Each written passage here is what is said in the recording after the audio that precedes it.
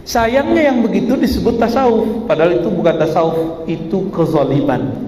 Tolong diluruskan Buya-Buya, dan kami yakin sumber kajian ilmu itu nggak seperti itu mengajarkan. Jangan salah dalam menempatkan kebahagiaan diri. Diri itu terbagi-bagi, zahir, anggota. Kalau mata senangnya memandang yang indah, lisan, lidah seriulan lama, maka kolbu itu dia hanya punya satu selera. Satu kali ada seorang disidang di hari kiamat.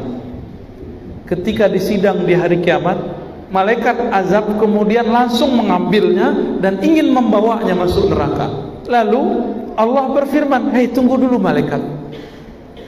Ada satu hal yang tertinggal darimu.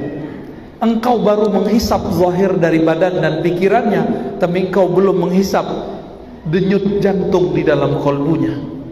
Kaget malaikat. Hah? Berarti, nah ini rahasia, malaikat tidak tahu amalan tersembunyi di dalam kolbu. Akhirnya Allah berfirman, timbanglah kalimat la ilaha illallah atau Allah Allah itu, ambil. Lalu timbang, taruh di kanan, amal maksiatnya taruh di kiri. Ternyata kalimah la ilaha illallah ditimbang dengan langit dan bumi masih lebih berat. La ilaha illallah itu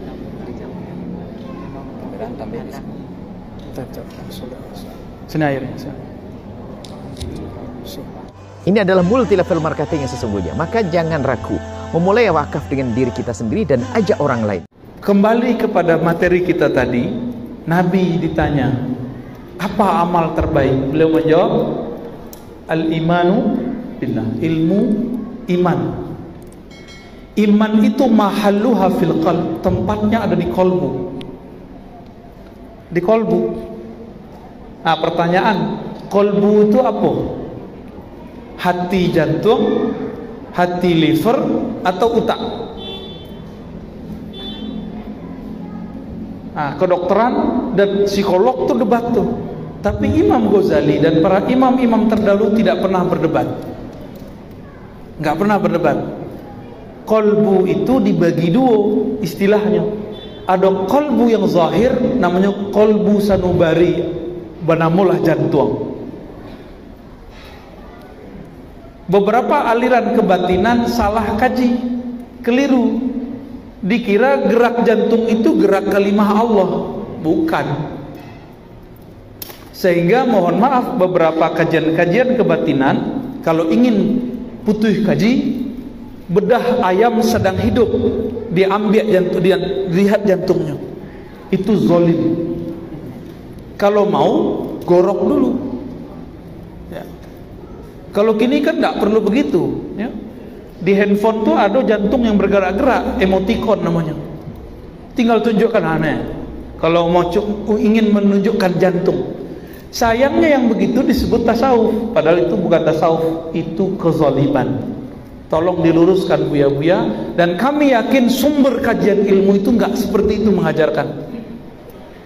Ya. Itu kolbu jantung. Ada kolbu yang kedua, itu kolbu nurani, kolbu yang bercahaya. Jadi bahasa awak, hati nurani. Jangan salah, ada hati nurani, ada hati sanubari. Innallaha yanzuru ila qulubikum. Ketika disebut di dalam hadis Allah memandang ke kolbu engkau, itu maksudnya adalah kolbu yang bercahaya, bukan jantung. Tapi si kolbu nurani itu sangat berkaitan dengan si jantung. Makanya ketika seorang yang jatuh hati kepada kekasihnya, memandang kekasihnya, hatinya jatuh, jantungnya berdebar. Nah, disitulah hubungan erat antara hati nurani dan hati sanubari, hati jantung. Berdasarkan itulah penutup kaji. Jadi penutup kaji dari Imam Sanusi ambo agih kini, walaupun kita nak ngaji kitab itu, langsung saja kaji kesudahannya. Apa kata beliau? Kitab tebal-tebal ditulis membahas iman, puncaknya adalah la ilaha illallah. Puncaknya la ilaha illallah. maka semakin faham seseorang makna la ilaha illallah, semakin tenang kolbunya. Jadi kolbu tu dia gena jabatan tingginya tidak tenang, malah tambah terancamnya. Cobalah yang dapat jabatan. Raso-raso kalau punya oto baru, senang hati pak. Cobalah punya oto baru, parkir, kegores ketek, le senang hati. Tidak. Awak sedang asik-asik, tiba-tiba ada orang yang nyalip. Baras hati, oto buruk menyalip awak. Kiranya awak punya oto rancak nak membahagiakan hati. Kalau punya rancak tu lain cerita ya. Tu puya salah nak cerita tu. Jadi di mana kolbu tu bahagia? Kolbu itu bahagia kalau si kolbu mendapatkan apa yang menjadi makanannya hari-harian. Kalau lidah daging batu le bisa. Lidah daging bensin lah nemu. Kalau bensin cocoknya untuk apa? Makanan loto, ya, makanan Honda, ya tak? Kalau telinga bisa tak telinga daging rondang? Tidak. Mato bisa tak mato dia gih minyak parfum semprot harumlah mato aste. Jangan salah latak. Jangan salah dalam menempatkan kebahagiaan diri. Diri itu terbagi-bagi, zahir, anggota. Kalau mata senangnya memandang yang indah, telinga senangnya mendengar yang merdu, lisan, lidah seriulan lama, maka kolbu itu dia hanya punya satu selera. Kolbu itu kelezatan makanannya cuma satu, yaitu memandang kepada yang punya nama, atau merasakan hadirnya punya nama, atau menyebut nama Allah di dalam kolbu. Itu saja. Jadi Bapak Ibu, tinggi benar kaji awak, profesor doktor awak nanti, tingginya jabatan awak, tidak akan bahagia kalau di kolbu tidak ada nama Allah. Satu kisah yang sering kami sebutkan, satu kali ada seorang disidang di hari kiamat. Ketika disidang di hari kiamat, semua dosanya itu sepanjang tali laporan. Jadi kertas, ada kertas perinan di alam mahsyar nanti, itu semua daftar dosa. Sepanjang mata memandang, sepanjang itulah dosanya.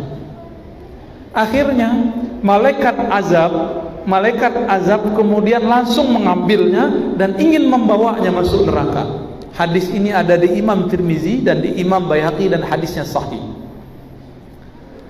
Lalu Allah berfirman, "Hei, tunggu dulu malaikat. Ada satu hal yang tertinggal darimu. Engkau baru menghisap zahir dari badan dan pikirannya, tapi engkau belum menghisap denyut jantung di dalam kolbunya." Sebab denyut jantung itu berkaitan dengan kolbu yang bercahaya. Maka bedahlah kolbunya. Dibedahlah oleh malaikat. Dibedah Pak, kaget malaikat. Kolbu orang itu menyebut nama Allah, Allah, Allah, begitu. Dalam riwayat Imam At-Tirmizi, la ilaha illallah, la ilaha illallah, la ilaha illallah di kolbunya itu. Kaget malaikat. Berarti, nah ini rahasia, malaikat tidak tahu amalan tersembunyi di dalam kolbu. Akhirnya Allah berfirman, timbanglah kalimat la ilaha illallah atau Allah, Allah itu ambil. Lalu timbang, taruh di kanan, amal maksiatnya taruh di kiri. Apa yang terjadi? Awal goyang-goyang, goyang-goyang. Lama-lama kalimah itu tambah cepat. Semakin dikeluarkan, tidak ada putus-putusnya. Selalu ada. Maka malaikat azab pun melepas. Ya salah Pak. Ternyata kalimah la ilaha illallah ditimbang dengan langit dan bumi masih lebih berat. La ilaha illallah, itulah Nabi Musa bertanya, ya Allah, hadis sahih, khususkanlah aku dengan satu zikir. Apa kata Allah? Qul la ilaha illallah. Hai Musa, bacalah la ilaha illallah. Apa kata Nabi Musa? Ya Allah, kalau la ilaha illallah sudah banyak hambamu yang mau punya, sudah banyak hambamu yang tahu. Iya, banyak yang tahu la ilaha illallah. Tapi la ilallah buya kau lain, jo la ilallah Bapak Ibu. Lain Pak. Sebab Allah kemudian berfirman, "Ikul la ilaha illallah." Kalau ditimbang dengan langit dan bumi itu lebih berat la ilaha illallah. Nabi Musa ditalkin langsung oleh Allah. Apa arti talkin? Dibimbing langsung membaca oleh Allah. Nah, itu yang bedain buya aku jo Bapak Ibu. Beliau dapat bimbingan dari gurunya, dapat bimbingan beberapa orang, dibimbing membaca la ilaha illallah dengan lisan dan dengan kolbu pikiran, sehingga menyatu.